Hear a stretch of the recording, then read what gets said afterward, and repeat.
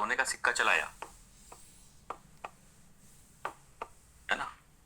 ये सिक्का प्योरिटी में नंबर 1 था प्राचीन भारत में, सबसे शुद्ध सोने का सिक्का। और तांबे के सिक्के की बात करें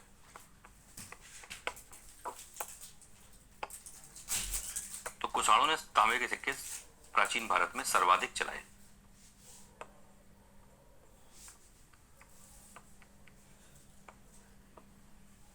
ये भी ध्यान रखिए। नहीं समझे? नहीं समझे? देखो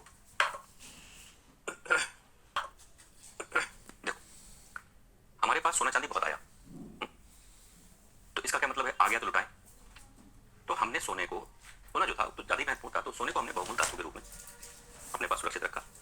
सिक्के चलाए लेकिन कम चलाए।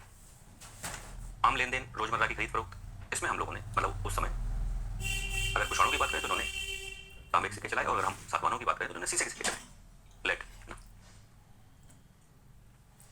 तो उससे क्या हुआ कि सोना, सातवाहनों की अगर हम बात करें तो इन्होंने सोने को वाकई में एक बहुमूल्य धातु के रूप में इस्तेमाल किया, और सोने के सिक्के केवल राजा की प्रतिष्ठा जो दिखाते हैं वो दिखाने पर का इन्होंने रखा, बाकी इन्होंने ये वाले सिक्के ज्यादा फोकस किया।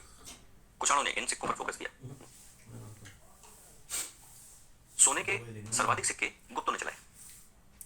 अगर हम नंबर्स की बात करें, संख्या की बात करें, ठीक है, संख्या में गुप्त नंबर 1 है, गुप्त राजा। लेकिन प्योरिटी की बात करें तो उसमें कुषाण नंबर 1 है, क्योंकि उत्तरवर्ती गुप्त शासकों में, अगर हम कुमार गुप्त, स्कंदगुप्त की बात करें तो उस समय तक आते आते जो सोने के सिक्के थे वो भारी हो गए। तो वजन ज्यादा होने का मतलब ये बिल्कुल नहीं था कि सोने के सिक्के का वजन ज्यादा है और इसका मतलब सोना बहुत है। वजन इसलिए ज्यादा था कि उनमें मिलावट ज्यादा होने लगी, है ना। सोना तो वैसे भी हम लोग जानते हैं, अगर हम 24 कैरेट गोल्ड की बात करते हैं तो उसमें 18 और 6 का रेशियो होता है, मतलब उस सोने में अशुद्धि मिलाई जाती है, क्योंकि सोना इतना नम्र धातु है कि अगर उससे आप कोई अंगूठी या चेन बनवा लेंगे तो बड़ी आसानी से मुड़ जाएगी, अगर प्योर गोल्ड की होगी, है ना। वो आपका डिजाइन ही नहीं बन पाएगी, इतना मुलायम होता है, और बन भी जाएगी तो पता लगा आपने अंगूठी को हाथ में लिया, पता लगा दबा दी तो दब जाएगी, अगर प्योर गोल्ड है। इसीलिए सोने में एक वर्तमान समय में हम लोग जो कैरेट देखते हैं तो उतनी अशुद्धि जितनी एक अंगूठी बनने में आवश्यक है, उतनी अशुद्धि को भी सोना ही मान लिया जाता है ना। प्योर गोल्ड कहते हैं, प्योर गोल्ड, जबकि वो प्योर गोल्ड नहीं है अगर हम वास्तविक अर्थों में देखें, उसमें मिक्सचर है। अच्छा, मिक्सचर मजबूरी है क्योंकि वो बहुत लचीली धातु है, ठीक है। अब आई बात समझ। अच्छा, इन चीजों से क्या हुआ? इन चीजों से जो नगर हैं, इसको ऐसे लिख लो कि व्यापार वाणिज्य के विकास में, नगरों के निर्माण में मदद की, ठीक है, नगरों के निर्माण में मदद की। और जैसे वैशाली है, तो नाम पड़ता ही है, वैशाली है, पाटलिपुत्र है, बनारस है, कौशाम्बी है, श्रावस्ती है, हस्तिनापुर है, मथुरा है, इंद्रप्रस्थ है, ये सब नाम हम लोग जानते हैं।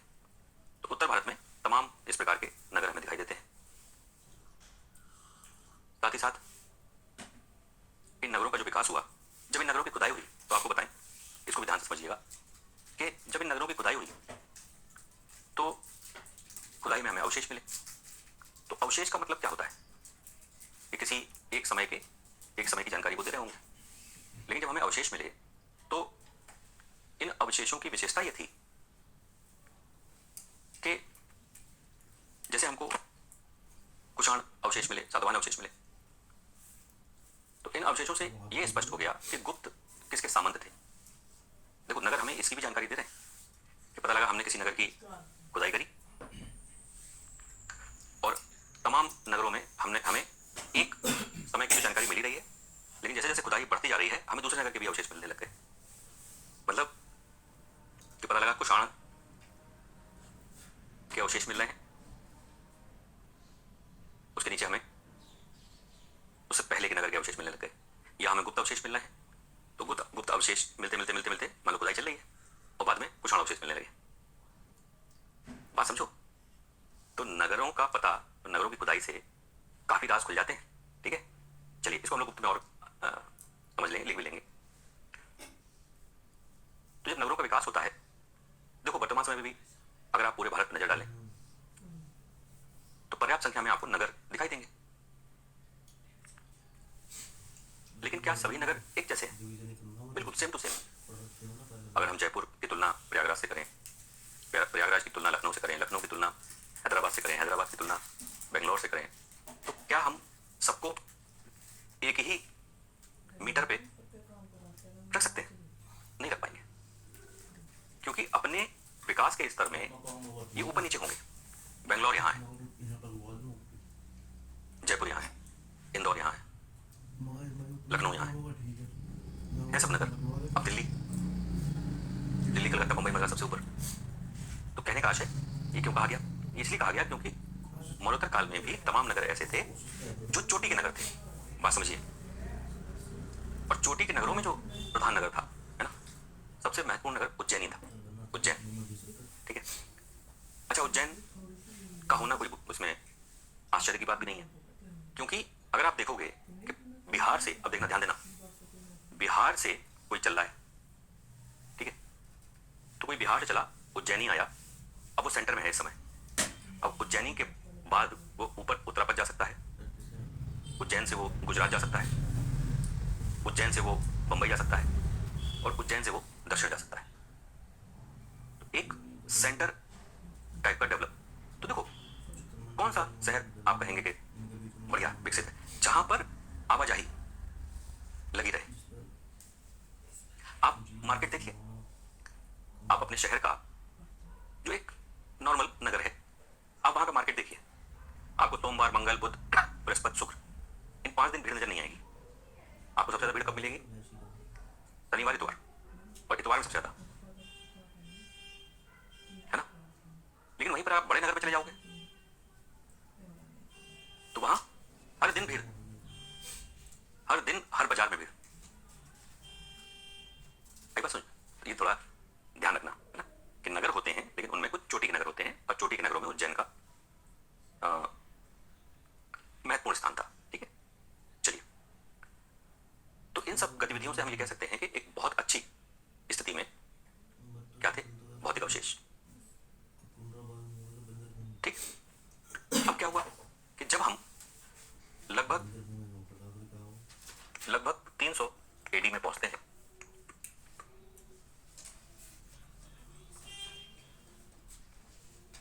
तो धीरे धीरे हमें नगरों का पतन दिखाई देता है। देखो इसको पकड़ लेना है ना, तो फिर आपको कंप्लीट जानकारी हो जाएगी। नगरों का पतन दिखने लगता है। अब आपको ये समझ में आएगा कि पतन हो क्यों रहा है। और अगर आपसे कहें कि 3वीं शताब्दी ईस्वी में जो नगरों का पतन हुआ वो केवल उत्तर भारत में था, ट्रू और फॉल्स? यदि आपसे ये कहा जाए कि 3वीं शताब्दी ईस्वी में जो नगरों का पतन हुआ वो केवल दक्षिण भारत तक सीमित था, ट्रू और फॉल्स? दोनों फॉल्स हैं। ये जो हमें नगरों का पतन दिखाई दे रहा है, ये नॉर्थ इंडिया और साउथ इंडिया दोनों में है। देखिए बात समझिए, ठीक है, ये बात समझ में आई? नहीं, अच्छी बात थी। अब आपके मन में ये प्रश्न आना चाहिए कि ऐसा हुआ क्यों? तो देखो 300 ईस्वी तक आते आते जो रोम का व्यापार है वो दक्षिण भारत में मसाला व्यापार और उत्तर भारत में रेशम व्यापार बढ़िया चल रहा था ना। लेकिन सोने चांदी की इतनी ज्यादा कमी रोमन साम्राज्य को लगने लगी कि इस समय तक आते आते रोम ने भारत से व्यापार बंद कर दिया। ये बात ध्यान रखना।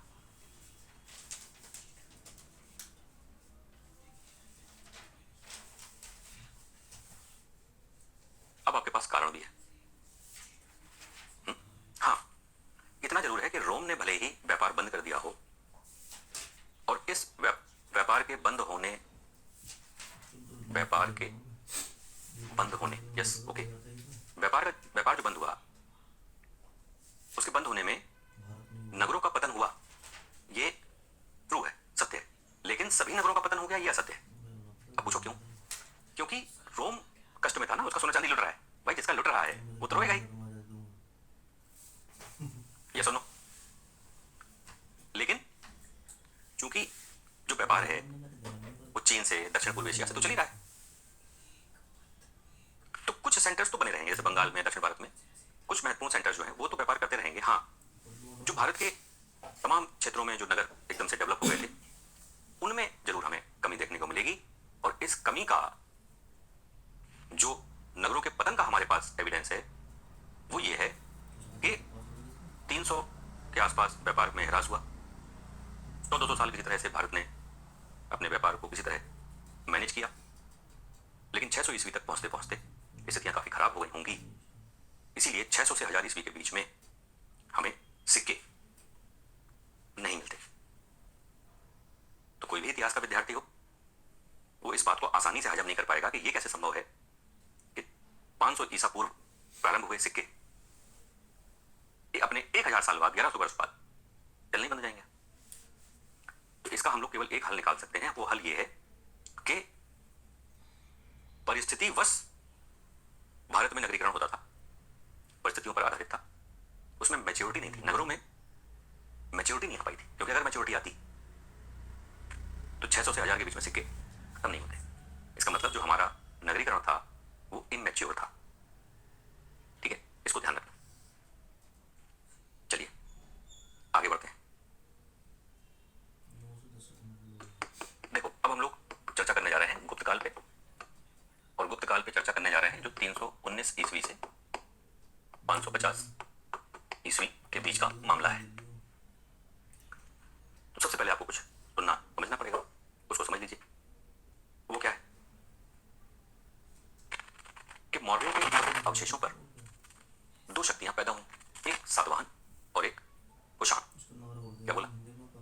मौर्यों के भौतिक अवशेषों पर दो बड़ी शक्तियों का जन्म हुआ, एक कुषाण और एक सातवाहन, जो हम लोग ने अभी पढ़ा।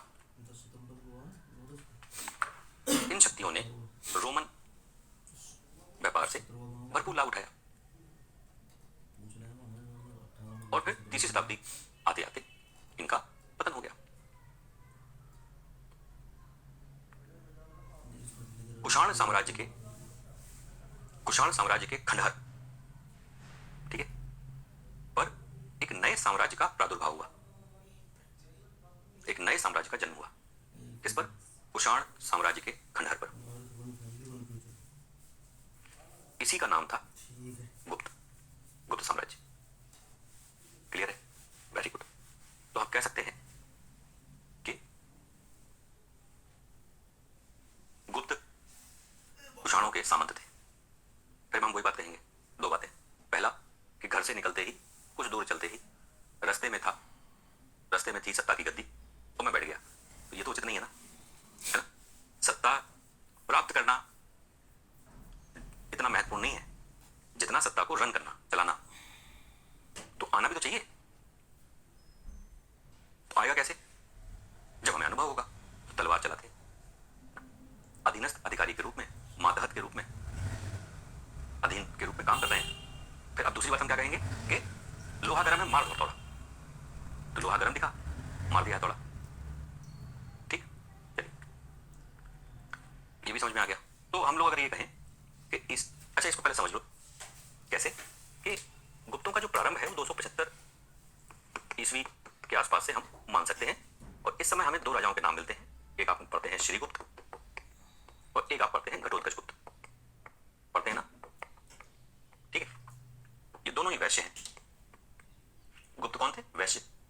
इन दोनों की कॉमन विशेषता क्या है कि इन्होंने उपाधियां ले रखी हैं महाराजा, इन्होंने उपाधि ले रखी राजा। तो ये जो राजा महाराजा उपाधि है, ठीक है, इस समय तक आते आते ये उपाधि कौन लेता था? सामंत।